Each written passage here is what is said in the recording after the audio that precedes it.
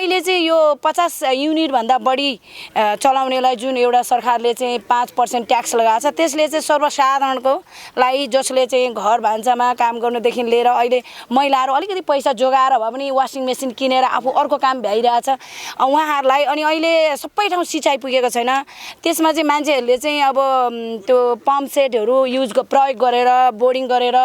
सिँचाइ गर्ने कृषकहरूलाई असर परेको छ। अनि अहिले मान्छेले सबै घर जमिन बेचेर उनीहरूले इलेक्ट्रिक कार किनेर चाहिँ एउटा सर्वसाधारण मान्छेहरू चाहिँ पठाव चलाउने मान्छेहरू अहिले इलेक्ट्रिक कारहरू चलाएर हिँड्ने मान्छेहरूलाई पनि त्यो के अरे चार्जिङको लागि पनि एकदमै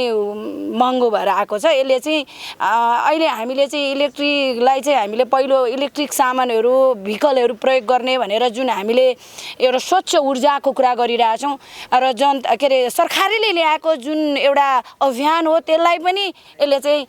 असर पार्छ भन्ने कुरा चाहिँ म राख्न चाहन्छु।